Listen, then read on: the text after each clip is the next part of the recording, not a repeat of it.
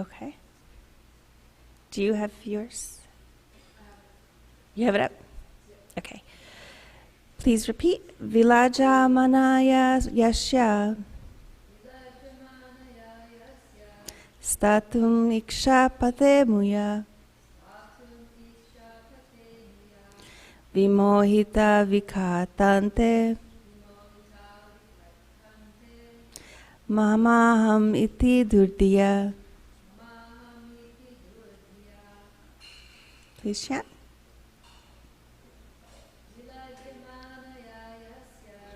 Vilajamanaya yasya statum ikshapate yupmuya vimohita vikhatante mamaham iti durdiyaha. Vilajamanaya, by one who is ashamed.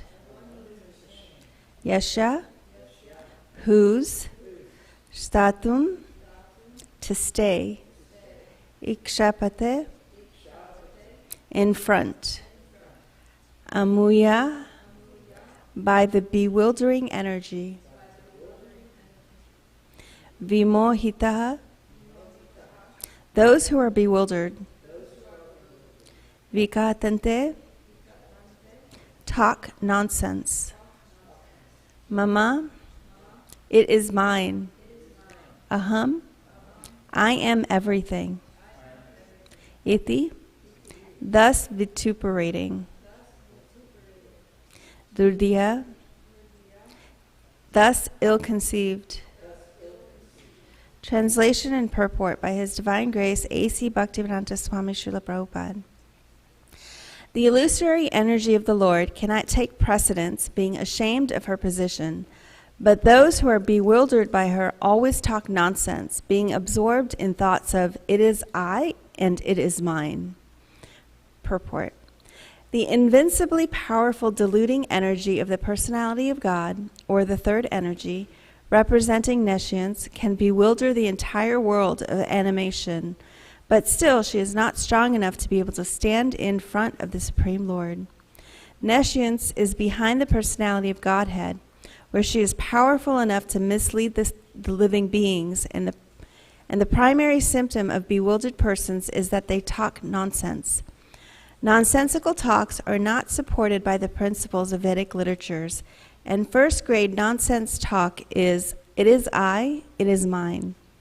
A godless civilization is exclusively conducted by such false ideas, and such persons without any factual realization of God accept a false God or falsely declare themselves to be God, to mislead persons who are already bewildered by the deluding energy. Those who are before the Lord, however, and who surrender unto Him cannot be influenced by the deluding energy. Therefore, they are free from the conception of, it is I, it is mine.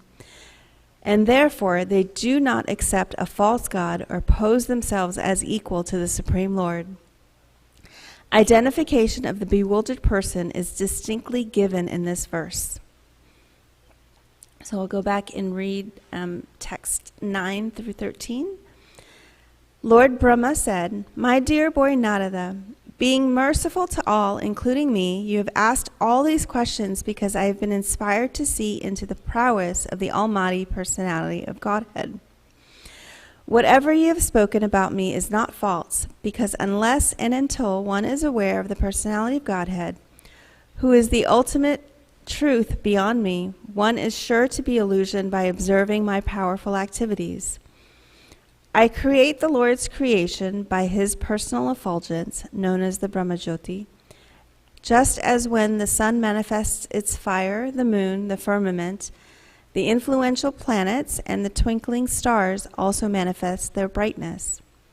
I offer my obeisances and meditate upon Lord Krishna, Vasudeva, the personality of Godhead, whose invincible potency influences them, the less intelligent class of people, to call me the Supreme Controller. The illusory energy of the Lord cannot take precedence, being ashamed of her position, but those who are bewildered by her always talk nonsense, being absorbed in thoughts of it is I and it is mine. So we've just got done. Narada's asked a bunch of questions regarding Lord Brahma, how he came to know this information, what is the importance of it. And now Lord Brahma is starting to answer these questions. And as we see what happens quite often, whenever a saintly person starts to answer questions in the Srimad Bhagavatam, they do so first by glorifying Krishna, by glorifying God. And that's what we have pretty much in these verses that Lord Brahma is doing, is he's basically glorifying Krishna and saying, everything comes from him. And then the verse that we are looking at today, really, he starts to answer, part of the question where he's like, it is I, it is mine, and that's what bewilders us. So I wanted to talk about identity politics, because that's basically what we're talking about here, right? We get so caught up of who we are in this body that we don't pay attention to who we really are, the soul. So let's see if I can get this to work. Hello. Hare Krishna. Hare Krishna. Okay. So who wants to talk about identity? What are some identities that we relate to? If you can come and grab the mic, and then.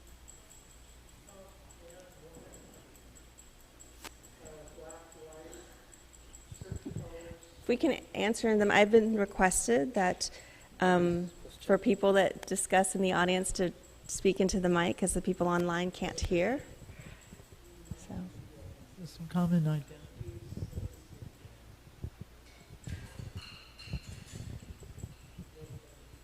Did it stop working? Sorry, Bill. So common identities are to identify with the body, a certain color,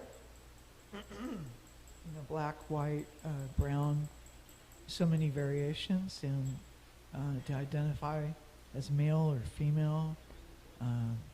That it's a huge issue right now, gender identity, and so on and so forth. You identify as your job, or with your nation, or with your family or friends.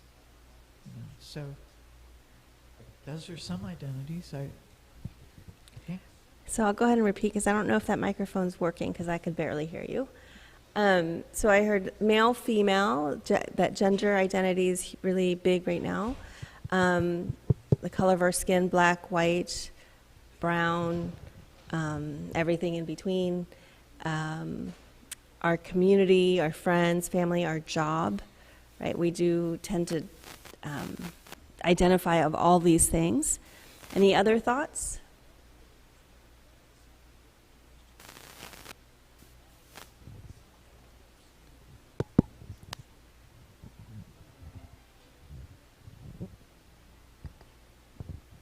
Hare Krishna. Haribol. Is it working? I don't know. It's hard to tell. I was thinking some additional ones are age. People that identify with being a kid or a youth or an adult or an elderly person. And also we can identify with being like, someone who's intelligent, someone who's scholarly, or I guess that corresponds with occupation or varna, I guess. We can identify with particular lifestyle choices that we make. If we want to just live an alternative lifestyle, people identify very strongly with those kinds of things. Yeah, there's a few thoughts. So it's wonderful. So she mentions lifestyle choices that we make, the achievements that we get that can go along with job and varna, our age, whether we're a kid or an adult. And even with that, we have so many more. We have the generations, right? Like, are we baby boomer, Gen X, millennial, Gen Z, right? That we have that kind of distinct, even within the age, a larger idea of who we are. But yeah, definitely. So it's like we think we are this body. So I look in the mirror and I think I'm female, of Indian descent, born in America, in Dallas, doctor slash teacher slash, daughter, sister, aunt, Gen X. I don't know what other identifications we have there. So there's so many things, right? So many number of things that we can identify with, and they're so small and minute. And at the same time, none of these things are who we are. But because we identify so strongly with them, it bewilders us, right? It says we're always bewildered by this absorption of thoughts of it is I, it is mine. And everything that we do, in some sense, it's related to these thoughts of it is I, it is mine, right? I'm feeling bad, I'm uncomfortable, I'm happy, I'm sad. But really, none of these things affect our soul, who we are. So what we want to do is figure out who it is that we really are, who's our true identity. And we're starting to understand this is when we are devotees of Krishna, of God, then we have a greater understanding of who we actually are, of our true identity. So at the same time, it's hard not to identify with this body because we're living in this body, right? So we may be servants of Krishna, we may be the pure spirit souls that are full of knowledge and bliss, and we're eternal beings. However, we're living in this body that's temporary and that has all these associations. And we're experiencing life through these different, identifications, right? So we don't want to negate what someone is going through as their experiences in this body, because also we have different needs according to our identification. As we mentioned, age, a 5-year-old has different needs and issues and concerns than a 15-year-old or a 50-year-old, right? So we have to pay attention to that level of the body. But we also want to know that we want to truly understand and internalize that we're not this body. I feel like this is like the most fundamental teachings of Krishna consciousness that Prabhupada was really trying to instill in us. And I feel like it's also the hardest concept to grasp, right? Because when we are going through life and we're living life in this body, it's hard not to identify as this body. It's hard not to feel pain if I get cut. It's hard not to feel cold or hot or happy or sad. And all of this is related to the identity that I'm in right now, the body that I'm occupying. And so, we want to gain this understanding that we are not this body. So, what are some things that we undergo as a result of these identity politics? Does anyone want to share any thoughts of good, bad experiences of identifying with who, the body and what it means for you?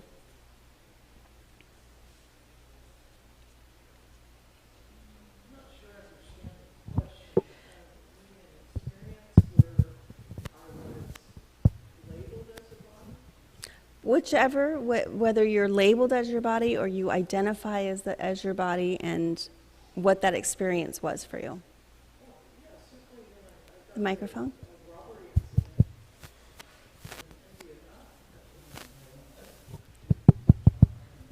Yeah, I know. It's like you tap on it and you can hear it. Hare Krishna. I wonder if we need to turn up the volume on it.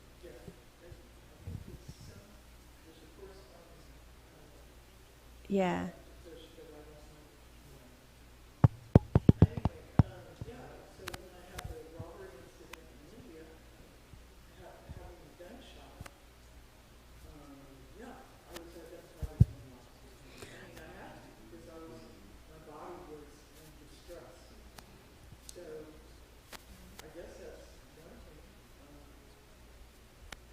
That's an excellent example. Thank you for sharing. So she shares that when she was held at gunpoint during a robbery and shot, actually, she immediately, like, acutely identified with her body. And it's hard not to in that situation because her body was in distress. And there were needs of the body that needed to be taken care of, right? So, she had to seek medical help. She's in pain. Did she go through surgery? She had to go through surgery and then, rehabilitation through all of that. And so, we can't just say, oh, well, we're not this body, and meditate the bullet out of your body. And, maybe there are some powerful mystic yogis that can do something like that, but most of us ordinary folk, we don't. I acutely identify with the body in a distressful situation like that. And then we tend to do it in a less obvious way every single day, right? Like, I'm feeling hot, I'm feeling cold, I'm hungry, I'm thirsty, I'm full, I'm sleepy, right? The soul is none of these things. On some level, the soul is hungry, but it's not hungry for food, right? It's hungry for the reconnection with Krishna. The soul is hungry for knowing and who we actually are. However, it's not hungry for the bodily needs. And when we identify so acutely with our body, when we're not in distress, right, we tend to think, okay, I'm this body, I'm, female, and I'm living in this house, and I want to have certain things, and we start to want to pursue pleasure, right, for the body, because we acutely identify with the body. So these things, these opulences that we pursue, like wealth, strength, fame, beauty, wisdom, renunciation, we use all of this to try to bring us pleasure, and we think that these things will give us power, right? And so part of the issues with identity politics is that the identity that I am is better than the identity that you are. And so we try to gain control through some of these means. Like, I have more wealth, therefore I'm better. I have more strength, therefore I'm better. And we use these to,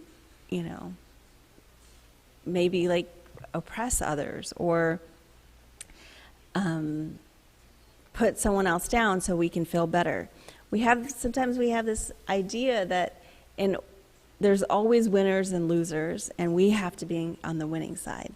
Whereas when we're looking at the perspective that we're all spirit souls occupying a body, then we think if we can reconnect to who we are with Krishna, and we can help others to do the same, then we're all winners, right? There is no matter of losing in that perspective. But when we look at it in the material perspective, we do think of winners and losers. So in the Bhagavad Gita, Krishna really, this is the first point that Krishna explains to Arjuna, is that the soul is what is the important thing, right? Because he's trying to alleviate Arjuna's concerns about death and killing his family members and all the, at the onset of the war, the battle of Kurukshetra. And he says in Bhagavad Gita 2:13, as the embodied soul continually passes in this body from childhood to youth to old age, the soul similarly passes into another body at death. A sober person is not bewildered by such a change. So this basically is saying, the soul continually changes in these outer coverings. Our identity changes. Even in one's lifetime, the identity changes. What to speak of when you take on a new body, you have a whole new set of identity. He goes on to say in 2:16, those who are seers of the truth have concluded that of the non-existent, the material body, there is no endurance, and of the eternal, the soul, there is no change. This they have concluded by studying the nature of both. And he goes on, 2:20, he says, for the soul there is neither birth nor death at any time. They not come into being, do not come into being, and will not come into being. They are unborn, eternal, ever-existing, and primeval. They are not slain when the body is slain. And then he concludes that with, as a person puts on new garments, giving up old ones, the soul similarly accepts new material bodies, giving up the old and useless ones. So here he's saying that all these things prove that the soul is eternal, and it's not the body that we're in is not the true identity of who we are. And when we can really come to understand that and feel that and live our lives that way, we're no longer bewildered by death and life and all the ills and sufferings of the material world, because we truly understand that we are not really undergoing that. The body is experiencing these things, but not really us per se.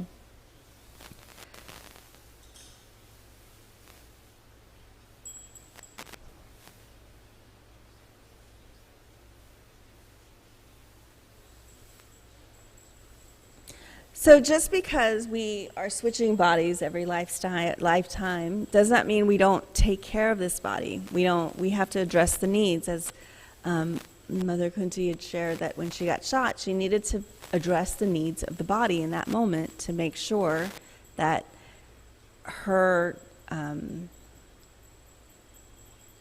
identity or her contributions in this body continued, right? Because we can also say something like, oh, well, we don't have to worry about it because, the soul will just move on. And, Krishna says to Arjuna that the soul is never slain and the body is. So we can take, getting shot or something like that, getting stabbed, being in a war, as the body just, it's not the soul, so we don't need to worry about it. But that's not exactly what it means. Krishna is giving us this body, and we have to take care of it.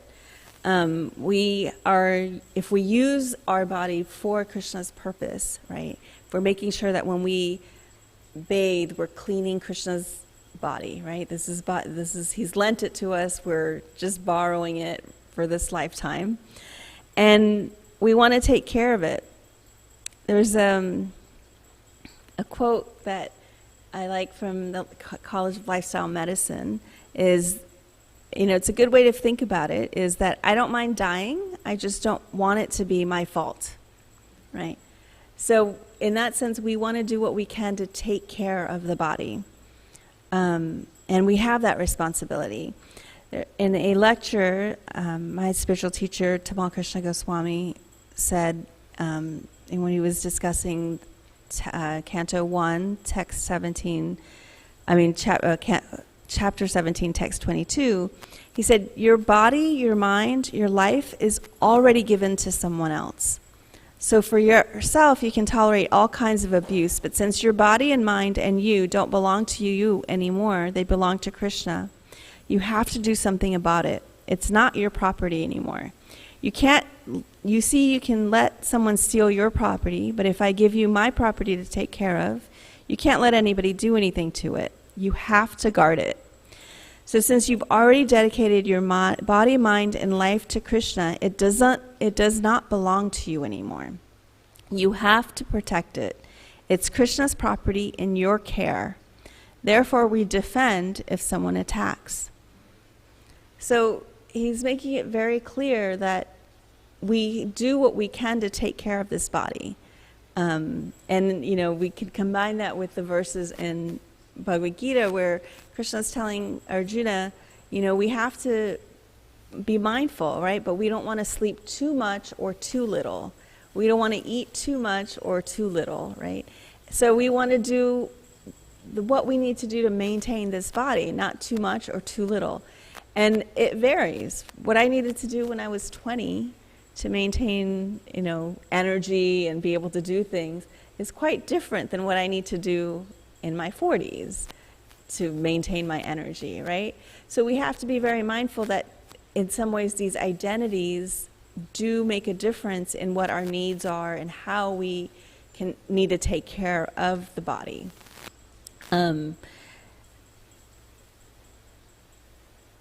So, what are some ways that we can really understand that we are not this body? What are some things that we can do to help us with that?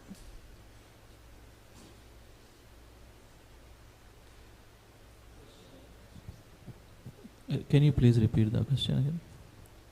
Say that again. It was Question. What is the question? the question is, what are some things that we can do to really understand that we're not this body? If you can.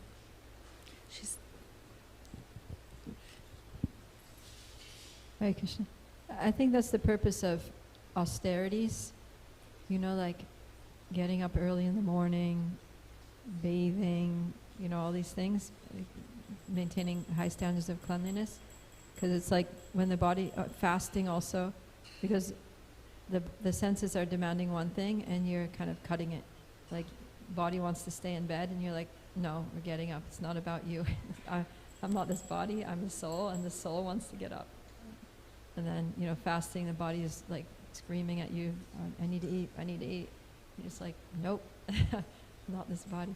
So whenever we kind of like deny the body's demands to be indulged and kind of like, you know, for a higher purpose, of course not being extreme, but, you know, just general austerities that devotees do, then that helps us to get off the bodily concept of life. Wonderful. Thank you for sharing that. Yeah, it's true. When we take on some austerities, make some sacrifices, push ourselves, right, beyond our comfort, we can really start to understand that, and we do it from that position of we're not this body. Because someone else can do the same thing, get up early, go to the gym, work out, really like put in a lot of effort to, and they have that discipline. They're also committing austerities, you know, to achieve the beauty, right, strength, some of those opulences. So the difference there is exactly what you said, where you said coming from that position of no, the soul wants to get up and it wants to do something, and reframing it from doing things for the body to the soul. I like that. It's very profound. And also, like, when you do those things, then, let's say you're in japa and you're, like, falling asleep, and you had enough sleep, you know, like, you're not sleep deprived, but you're just falling asleep.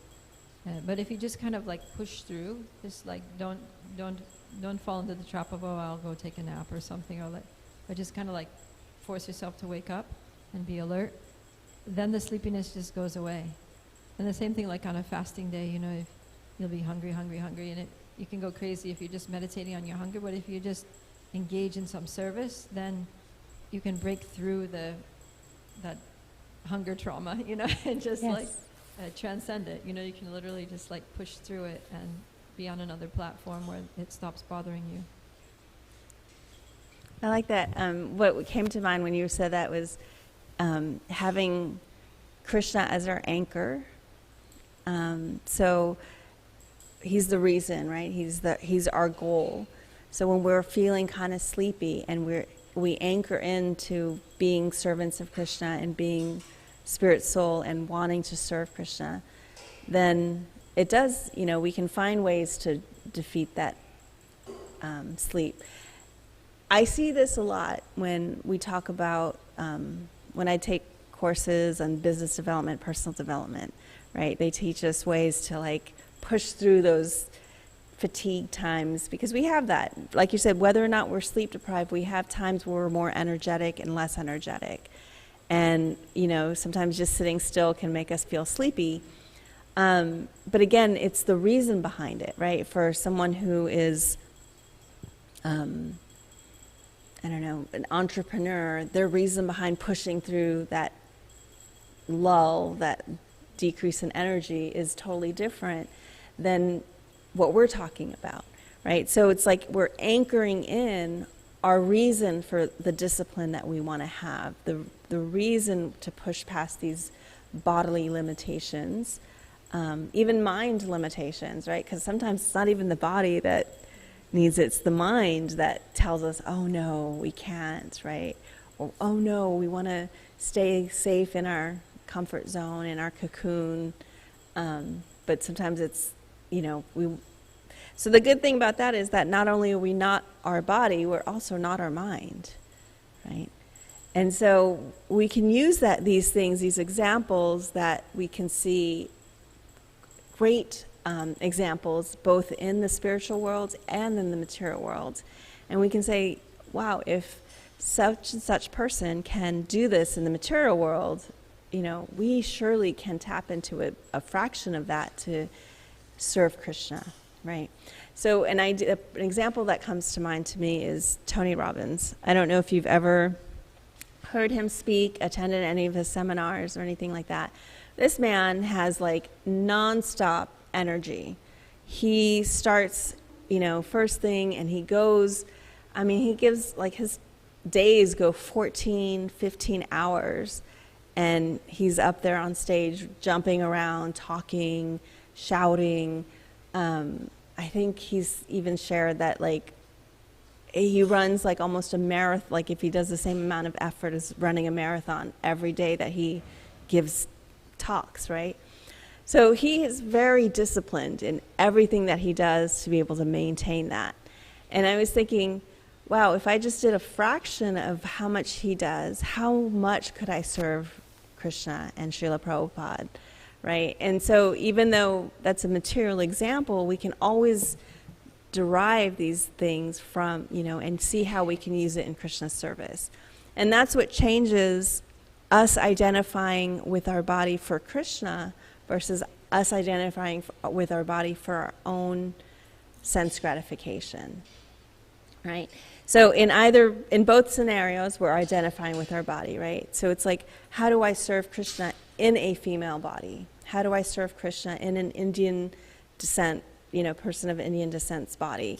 How, instead of thinking, how do I not have discomfort in this material world because of this? Or how do I gain power because of this? And so we do this by really engaging with certain guidelines that can really help us understand that we're not this body. Like you said, performing austerities. But on the other side of that, right, we make the vow of no intoxication. Because the heart of no intoxication is that we understand that this world is full of suffering. And we agree to embrace that suffering with austerity. And so the value, the spiritual pillar that we're really embracing with no intoxication is austerity. Same with when we say, we're not going to eat meat, fish, and eggs because we're all spirit souls. So even the animals are spirit souls. And so we can really come to understand that we are not this body, and we're not going to harm other people's identities, right? Other people based on their body, which would be like, killing a chicken so you can have a meal. That's harming someone else's identity. And by doing that, we practice compassion and mercy, right? Mercy is another pillar of spiritual progress, of really understanding we are not this body. Not to mention, when we talk about taking care of the body, eating a vegetarian lifestyle helps maintain good health of the body as well, right? And then we also do the same with gambling. Gambling is another thing that if we practice a lot of, it really keeps us thinking we're this body. But when we when we say, okay, we're not going to gamble, obviously overt gambling, things like, playing poker or going to Vegas and gambling like that. But also, every day that we live without serving Krishna is a gamble. Every moment that we are not dedicating to Krishna is a gamble. So, we do that so that we can embrace truthfulness, which is another quality, of the foundational pillars of spiritual progress. And then the fourth thing that we really embrace is no illicit sex, which helps us to understand cleanliness, right? And I would probably argue that there is no greater activity that we can do in this body that will help keep us in this, thinking that we're this body, than, the sexual act, right? So we want to embrace these 4 principles by, and we make these vows when we sit down and we say, you know what, I really want to dedicate my life to serving Krishna and realizing that I am a servant of Krishna. Then we make these 4 vows. And then on top of that, we vow that we're going to chant every single day. So these are things we vowed we not to do, but it's always good to see what we are doing by making these not doing vows, right? So we say no meat eating, no intoxication, no illicit sex, no gambling. But what we're really saying is that we are going to practice mercy, austerity, truthfulness, and cleanliness when we make those vows, right? So as you mentioned, getting up, cleaning, taking a shower, taking a bath, that it's austerity, especially depending on the weather. Like, it's really hard during the wintertime to get out of bed because it's so cold. And then, they say even in the wintertime, a cold shower can give you energy. That's really hard to do. So it's super austerity, right? So these kinds of things that we can do to help us really understand that we're not this body. In my training, as well as not so much after my training of becoming a doctor in residency, but during my training, I had, I guess, the opportunity to see, people dying and be there at the moment when they left their bodies. And when you see that, you really do understand that we are not this body. I don't know if anyone else has had that experience of witnessing a soul leaving the body. It's a very sober thing. I think the only other time outside of training for medicine is when my father left his body. Although he actually, the moment his soul left was when, we'd been there for our family. We were hanging out there with him because we knew it was time. And my brother and I had left to go, we hadn't left the house in 3 days, and we had to go and get some groceries or whatever. And it was at that moment my dad left, right? And they say often that the people that are holding, he's very attached to us, so his soul could only leave when we were not in the house anymore. And that's exactly what happened. And, so we can see, I didn't get to see that happen, but I have seen it many times when I was working in the hospital. And you really do get this understanding. One moment there's life, even if they're not moving, they're barely breathing, and the next moment I can't even explain that difference there.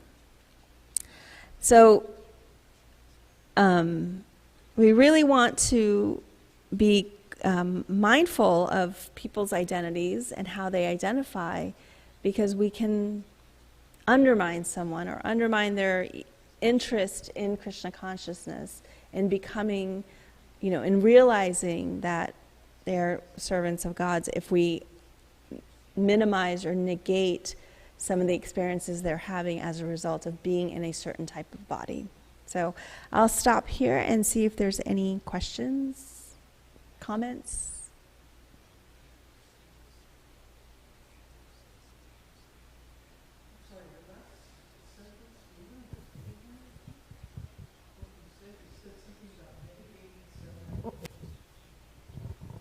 I said that if we negate the experience someone's having as a result of the body that they're living in, it can discourage them from, understanding that they are servants of Krishna and realizing, reconnecting that relationship. I think that's what I said. That's very powerful. Your approach.